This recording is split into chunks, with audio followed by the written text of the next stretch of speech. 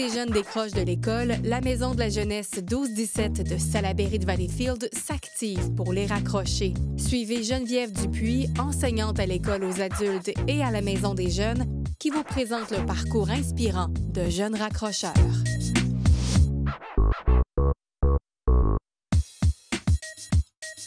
Salut, moi c'est Jesse, j'ai 16 ans et j'aime le hockey, la collection de cartes et les jeux vidéo. J'ai raccroché grâce à mon atelier de cartes de hockey. Je donne des cartes de hockey aux jeunes puis je starte leur collection. Jesse, on se retrouve ici au parc 4 César, d'ailleurs, que je connaissais pas, puis qui est un beau parc, une belle grande patinoire. Ouais.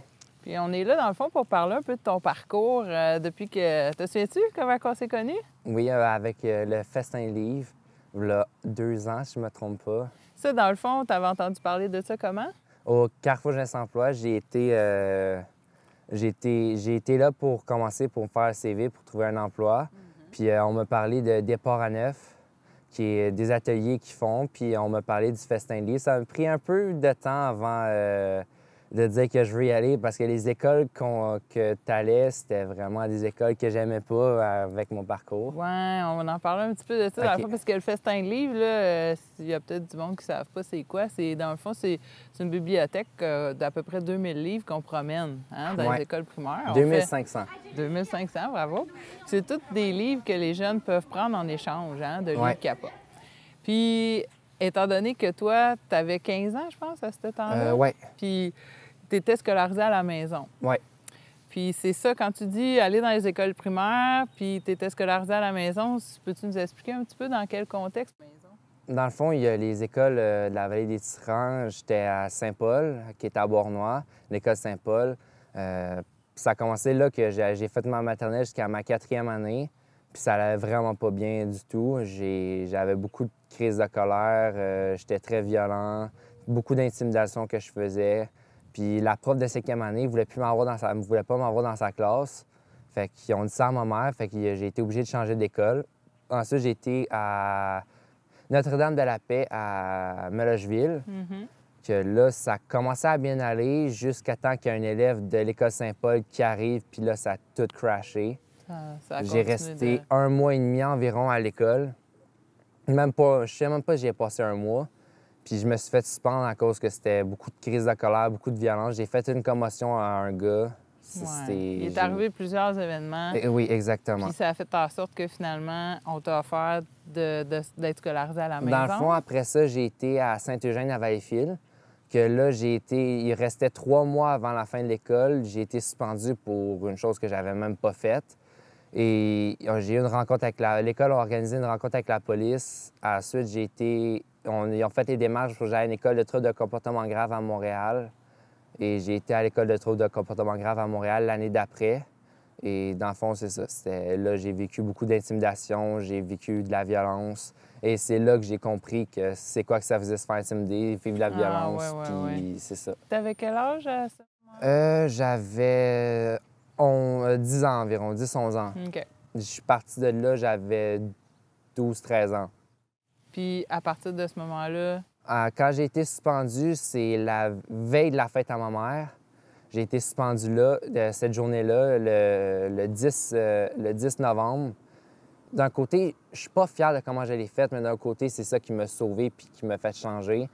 La façon que j'ai réussi à me faire suspendre, c'est que j'ai dit, si ma mère vient pas me chercher, je me tue puis je la tue à soir, malheureusement. Ah, mon Dieu, hein? C'est des paroles dures. C'est des paroles dures, mais même encore aujourd'hui, là, c'est moins pire, mais j'avais beaucoup de misère à dire comment je me sentais. Exactement. Comme en détresse. Parce que je vivais de la violence psychologique à la maison, je vivais de la violence verbale, violence physique par le chum de ma mère.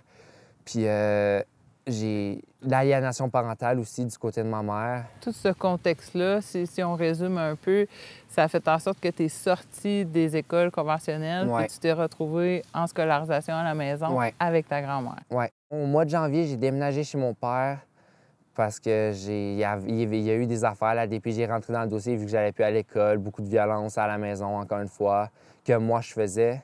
Puis dans le fond, ils ont dit que j'allais chez mon père, encore une fois, pour une période indéterminée. Puis je pense 6 mois après que j'ai déménagé chez mon père a eu la garde légale. Et depuis ce temps-là, depuis 3 ans, j'habite chez mon père. Puis là, ça se passe mieux. Là, ça a juste été beaucoup mieux avec mon père. Je veux faire un secondaire 5.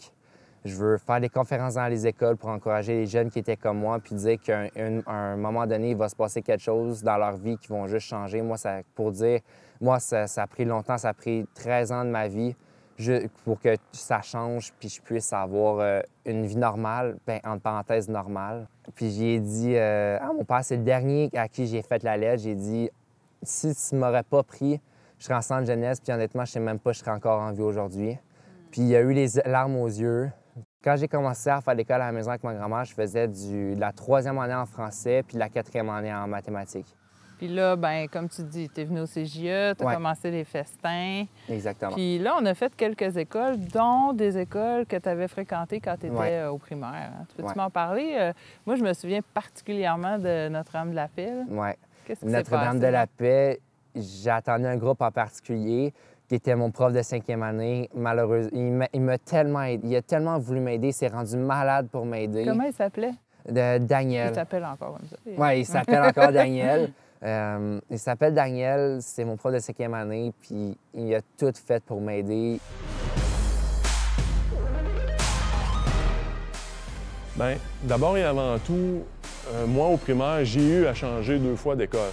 Donc, je savais un peu ce qu'il vivait. Je veux dire, je pouvais me mettre dans sa peau facilement. C'est tout un défi, surtout en 5e année. J'ai pas fait de tambours et trompettes là, avec des grandes banderoles « Bienvenue Jessie ». Dans le fond, c'était plus une approche, je dirais, paternaliste. Là, je lui parlais régulièrement, comment ça va, bon, comment tu trouves ça, ta nouvelle école, qu'est-ce que tu as fait à la récréation, des choses comme ça, des sourires, tape dans le dos, des choses comme ça, répondre à ses questions, être là pour lui, dans le fond. Pour un garçon de 5e année, bien, c'est quelque chose probablement qui le rejoignait, qui lui faisait du bien. Régulièrement, il venait à mon bureau, mais on était juste nous deux, là, dans le fond, on était juste lui et moi. Les autres élèves, bien, sont occupés, ils travaillent. Fait que ça fait en sorte là, que probablement que ce sentiment-là de proximité, ça devait l'aider, le sécuriser. C'est le fonctionnement que j'ai pour tous les élèves.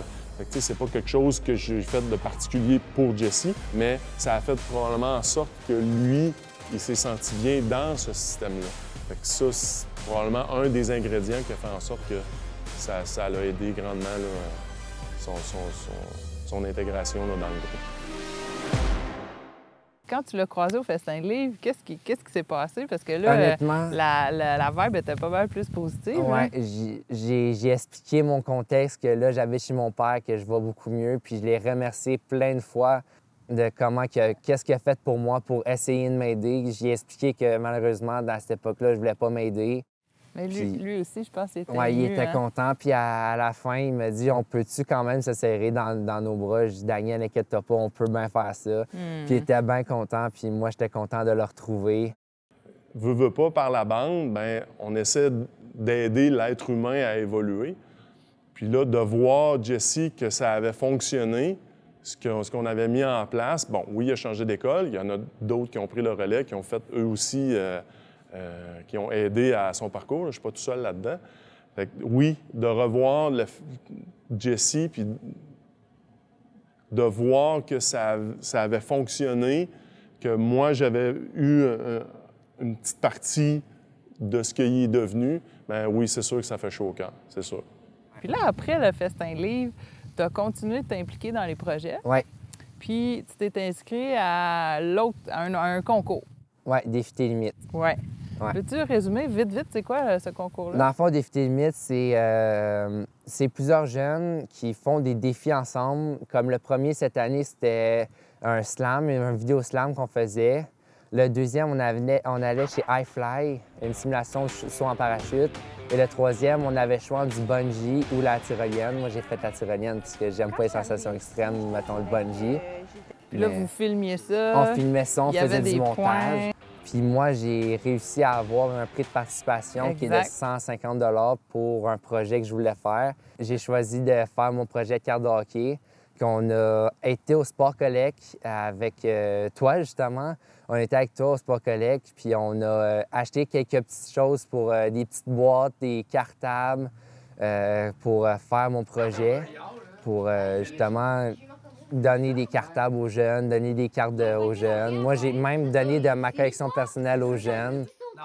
C'est pas juste de donner des cartes et des cartables. Ouais, c'est que tu as monté des ateliers. Ouais.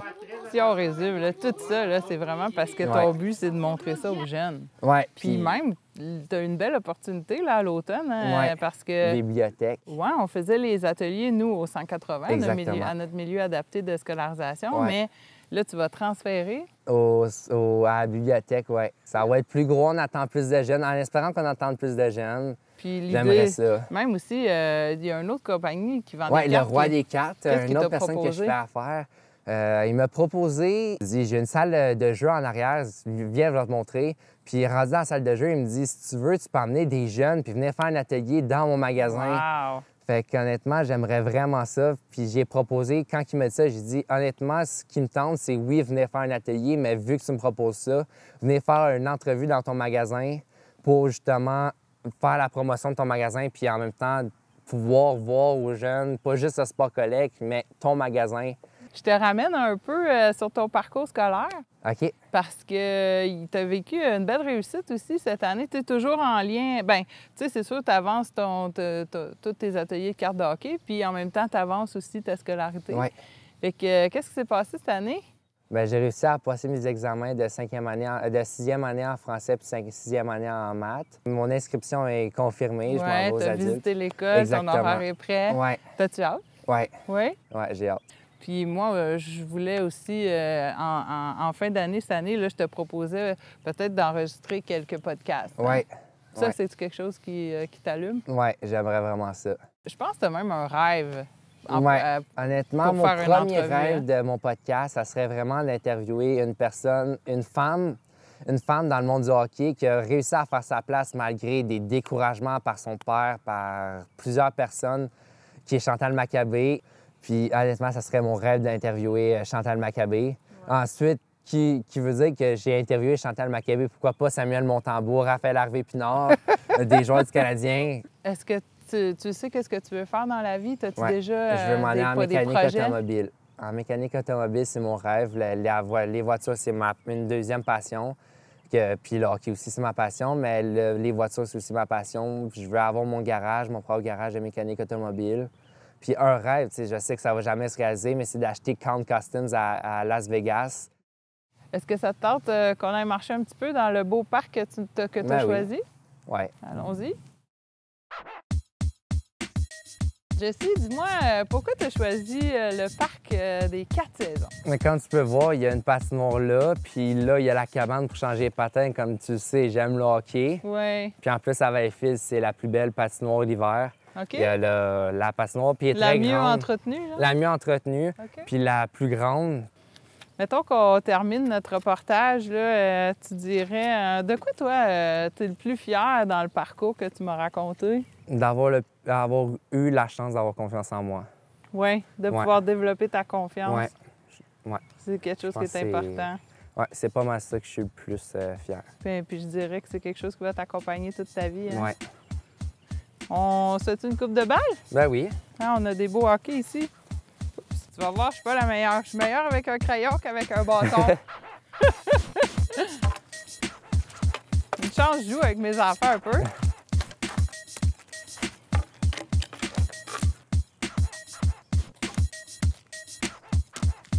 On va faire le tour du monde. Wow! Ouais!